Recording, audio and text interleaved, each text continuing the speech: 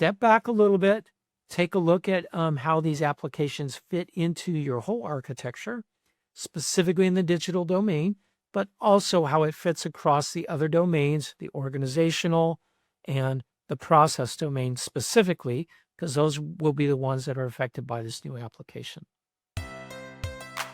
Welcome to Digital Transformation Architect, architecting the future of digital transformation. I'm Dr. Darren, and this podcast is for leaders navigating the real-world complexity of modern change. Each week, we cut through the hype to explore how strategy, architecture, technology, and people come together across artificial intelligence, cybersecurity, data, edge, and modern infrastructure. This isn't about chasing tools. It's about designing systems that endure. Let's get started. Okay, on this lecture, we're going to talk about application-centric thinking and why that typically fails in deployment. This all fits into that digital domain, and specifically, a lot of people focus primarily on individual applications, and they look at progress as deploying new applications into their systems, but their foundational architecture of the digital domain isn't changing. So it's like adding paint on a rusted car without fixing the core problem. It's just not, it doesn't hold up very long. It just looks pretty for a little bit, but underneath the covers, things could still be falling apart. So we're going to talk about the dangers of this and then some things to do to overcome that application-centric thinking. So what we have seen is if I do just look at an application, let's say that I'm going to deploy AI, great example, right? I'm going to deploy a brand new agentic AI application that is going to help me solve all my problems, right? So I deploy that, I get some local technical gain for one group or maybe multiple groups, but the underlying architecture around my data and my service management layer and my software-defined infrastructure doesn't change at all, and that's where my problems are. Well, the outcome is limited, and you'll get some isolated benefits, but overall, nothing has really changed. And in fact, what you start creating is you start creating digital silos, which are really hard to overcome because it's hard to pull everything apart if you don't understand how everything fits together. And what that means is your processes become more fragile and rigid at the same time, which makes it very dangerous to make any fundamental changes down the road. So it feels practical because I normally just pick one application, I fund it, right? I fund its upgrade, and it worked. I got it working. But if I'm not changing anything in the architecture, then, the progress is going to stay local. If I do change the architecture, then there could be an enterprise impact. So you're thinking, well, Darren, I don't want an enterprise impact. Because if I have an enterprise impact, if things go wrong, it affects the whole enterprise. And that is very true. But what that means is I've got to plan ahead. I've got to really work on that architecture. Because if I don't understand how everything fits together, then when I take that one win with that one group that I deployed the application with, and I try and spread it across the organization, you'll get unreliable results coming out, which can be even more dangerous than a failure because it could be hidden for some time. So step back a little bit, take a look at how these applications fit into your whole architecture, specifically in the digital domain, but also how it fits across the other domains, the organizational and the process domain specifically, because those will be the ones that are affected by this new application. I've already mentioned kind of the hidden limit of isolated upgrades.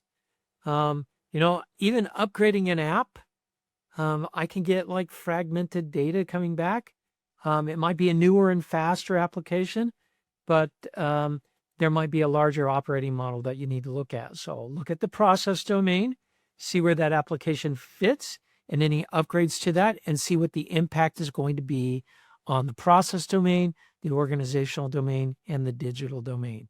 And specifically in the digital domain, you want to make sure that you're looking at the data or the information management layer, and make sure that I'm not creating another data silo somewhere where I've got an old data schema on an old data way of doing things and a new data way of doing things, and the two will not mesh. And this is when you have to make a judgment whether I want that upgrade at this time or not, or whether I have additional steps I need to take in the data domain or in my service management layer to support it. Okay. What application first misses? Well, it misses a lot, right? Because if I just look at pushing the application out, a lot of times the application sits in a much larger ecosystem where it's going to get data from somewhere. It's going to get resources from somewhere. It most definitely needs to tie into your identity management system and your security system as well, right? So those identity aspect and the security aspect have a very important play. But probably one of the most important plays that people kind of overlook a little bit is the data flow, and how the data flow is really, moving that data, transforming that data from one person to another person so decisions can be made or things can happen, right? So if you take that application first approach, you got to step back a little bit and see where it's wired in and see what the effects are going to be. Remember, look first at data, then look at the process domain, as the data is going to inform that process domain, most definitely. Also take a look at identity, your AAA security, right? Authentication, authorization, access, and also take a look at security, cybersecurity as well. So those are the main things that you need to look at. Also, the organizational domain, as I mentioned before, will have a play here.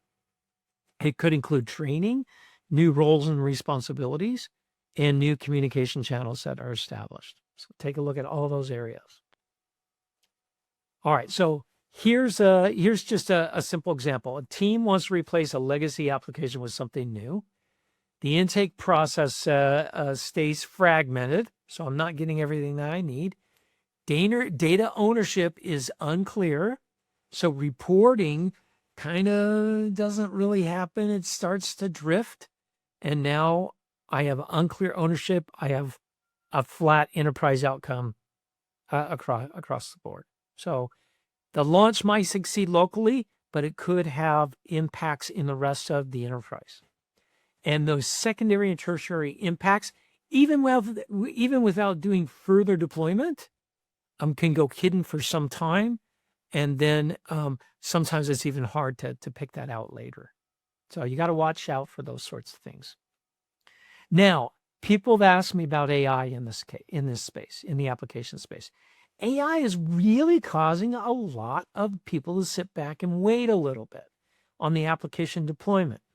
Because before, what I would do is I'd buy a big system and then customize it for what I need. Maybe it's a CRM system or your ERP system, one of the big boys, or your HR system, right? You've got your custom processes, you got your own processes that you have, and then you spend all this time and money tweaking the application to do what you want. AI and its capabilities is starting to erode into those big applications that basically manage a lot of data. And they're starting to disrupt that because I can write custom applications much faster. And if I have a good data architecture, then I can spin these applications so much faster than writing custom apps on top of a foundation that's already there. So we may see a shift in the way applications are architected, but I don't think we'll see a shift in the digital domain as far as the main layers underneath, because they are already segmented pretty well. Where my data, I still have a data architecture. I still have a service architecture.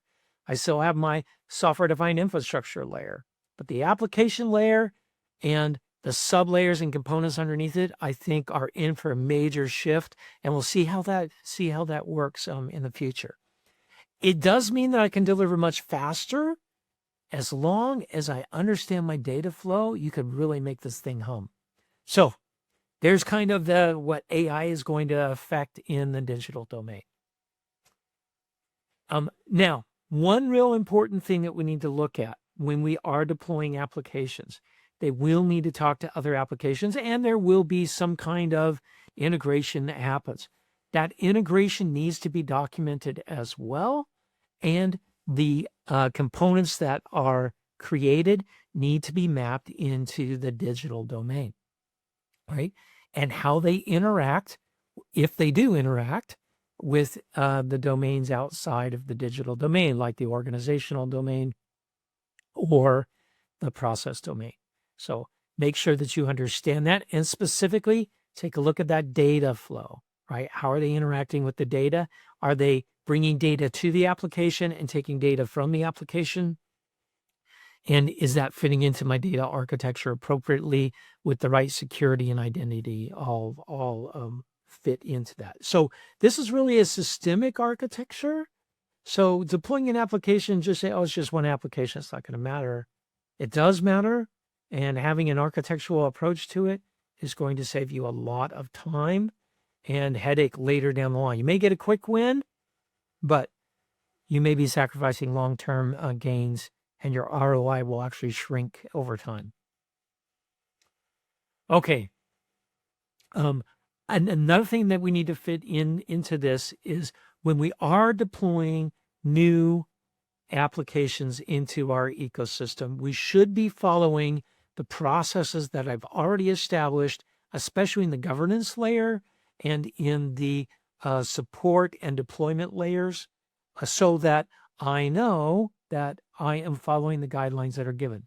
We're seeing a lot of this in AI, especially when using new models or using new SaaS offerings. And Darren, you're saying, yeah, but SaaS offerings, they're not fitting in my digital domain. Actually, they are fitting in your digital domain. In fact, a lot more effort goes into deploying a SaaS offering than deploying it on-prem, because now I'm moving data outside of my walls, where maybe they were sitting before, into a new platform that is now controlling my data. That can be a little scary. So you need to make sure that you have your architecture that is fitting into your governance model that you already have and your execution and support models that you already have. Right? Remember, digital transformation is not a collection of separate projects. It is a portfolio of projects that need to work in lockstep around a consistent systems architecture.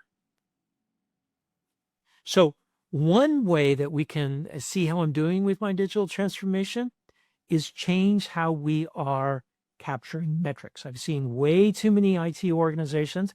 I have done this myself when I was a CIO, where I was counting the number of applications that were upgraded every quarter or whatever the case may be, or new applications being introduced. And a lot of CIOs will tell, we have 1,200 applications under development or under management, whatever the case may be.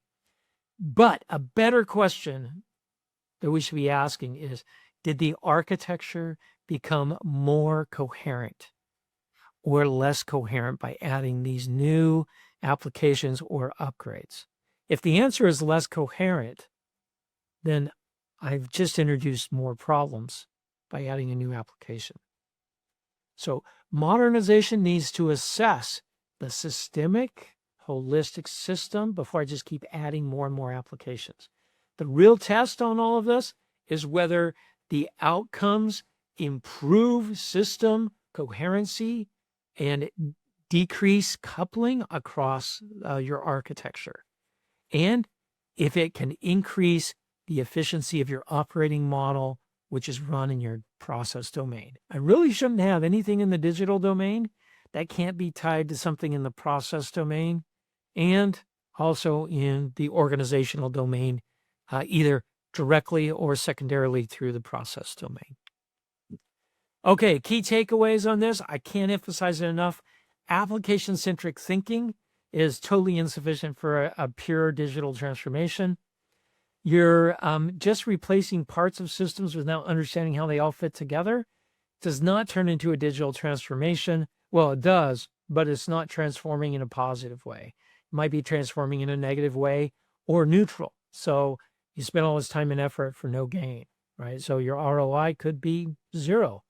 I guess that's better than negative, but you want that a positive ROI. So make sure you understand the relationships among the platforms, the applications, the data, and the operating outcomes, right? That's what matters most. Not, oh, it's a shiny new object. And we're seeing that a lot with AI deployments today because, frankly, I don't think people are understanding how AI truly fits into their system's architecture, and they haven't spent the time to do that. So stay with us. Join us on the next lecture where we're going to actually talk more about the limits of application-centric thinking, but we're going to move into architecture. Now, how do I architect, execute, and govern it? Because those are the key things that I need to do to really use the digital domain effectively from the Open Digital Transformation Architecture. You've been listening to Digital Transformation Architect. If today's discussion helped you see your challenges more clearly, the next step is to apply architecture, not just technology. For deeper conversations with leaders and practitioners shaping real change, listen to Embracing Digital Transformation or check out our website at embracingdigital.org. Until next time, architect the future with intent.